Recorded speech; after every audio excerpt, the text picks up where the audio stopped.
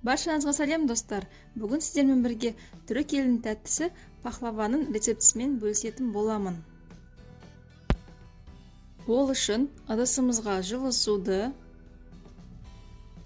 бір дана жұмыртқаны, сұйық майды, қаймақты, қопсытқышты салып жақсылап араластырамыз.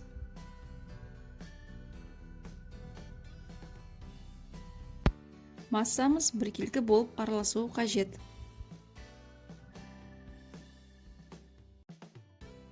Араластырып болғаннан кейін бір ас қасық алма ұқсысын құйып, тағы да араластырамыз. Араластырып болғаннан кейін ұнымызды салып қамыр илейміз.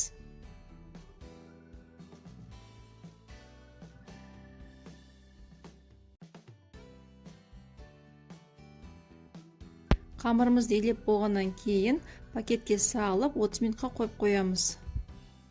Дайын болған қамырымызды теңдей бірдей бөліктерге бөліп шығамыз.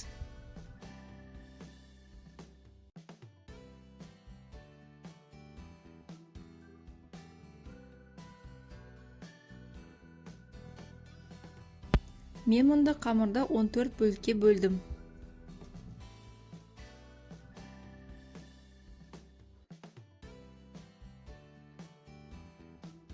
Дайын болған қамырымызды тарелкаға салып, кеуіп кетпес үшін бетін пищевой пленкамен дәл осылай жауып қоямыз. Енді қамырымыздың біреуін алып, кукуруз крахмалын сеуіп, қамырды жаямыз.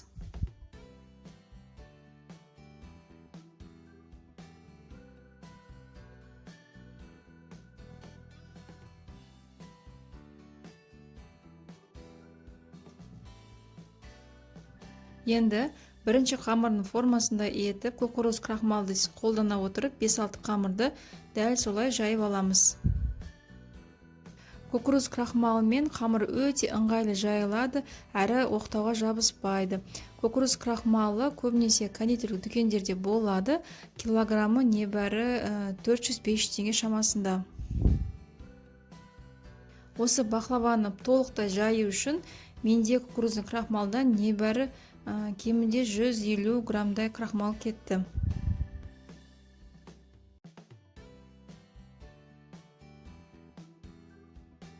Мінекей мен мұнда 7 қамырдың басын біріктіріп, қамырды тез жаю мақсатында осылай жайып шықтым.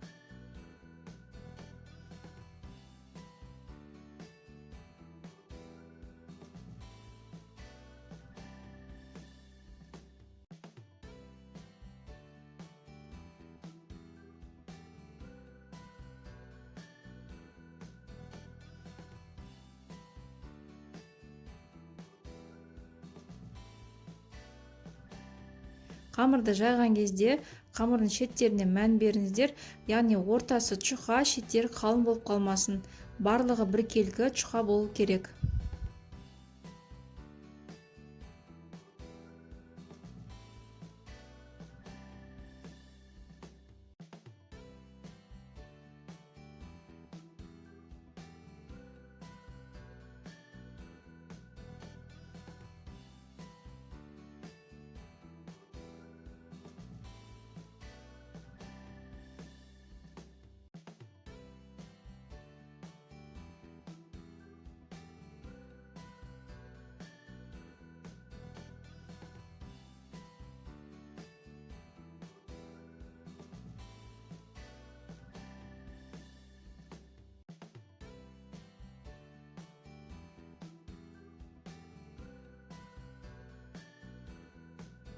Мінекей мен бір қамырымды жайып болдым, дәл осындай жұқа болу керек.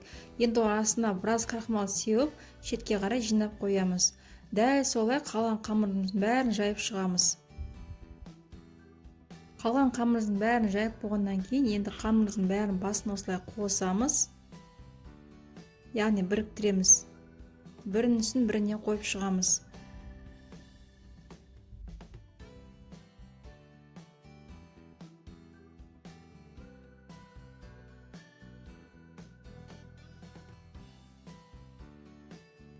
Жайып болғаннан кейін формамызды алып, соған сәйкесінше домалақ кесіп аламыз. Мінекей мен кесіп алдым, форма лайықты етіп. Қалған қамырымызды осылай бөліп шығамыз. Алда бұл қамырдың барлығын қолданатын боламыз. Енді формамызды алып, қамырымызды жаямыз.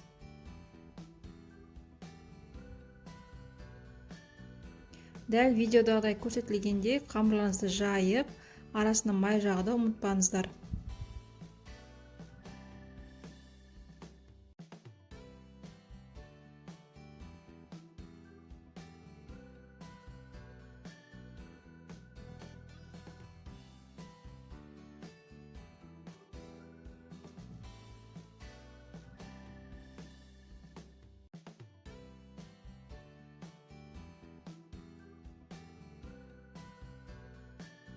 Қамырдың барлығын жайып шықтым, енді жаңғағымызды саламыз.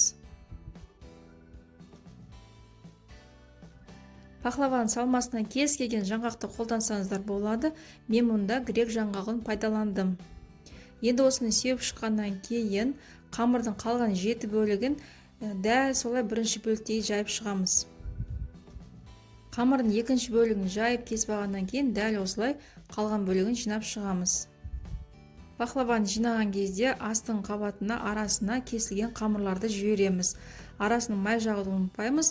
Ең соңғы қабатына домалақ бүтін қамырымызды төсеп шығамыз. Бетіне жақсылап тұрып майды жағамыз. Барынша жақсы жаққанымыз дұрыс, сол кезде қамырдың беті кеуіп кетпейді. Енді дәл осы видеодағыдай қамырымызды кесіп аламыз. Мен осы түріктердің пахлавасын бірінші рет дайындадым, және менде бір дегеннен шықты. Сіздер де еш қорықпаңыздар, ең бастысы қамыр жаюды білсеңіздер болғаны. Егер де сіздерге осы видеом ұнап жатса, менің каналыма тіркелуді және қоңыраушаны басып қойды ұмытпаңыздар. Алда мен сіздермен тағы да керемет рецепттермен бөлісетін боламын.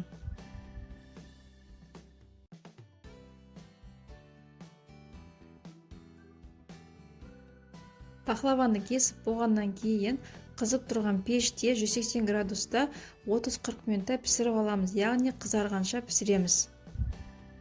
Пахлавамыз піскенше сиропты дайындаймыз. Суға қантымызды салып 30 минуттай қайнатып аламыз. Яғни қайнағаннан кейін бірақ 30 минутты есептейміз. Мінекей мен пахлаваны дайын. Енді осы ыстық сиропымызды пахлаваның үстіне құйып шығамыз. Жан жақты барлық жағына сироп құятындай етіп құйып шығыңыздар. Пахлава өте дәмді шықты. Мен ойлағаннан да керемет болып шықты. Сіздерге дайындап көруге кеңес беремін. Астарыңыз дәмді болсын.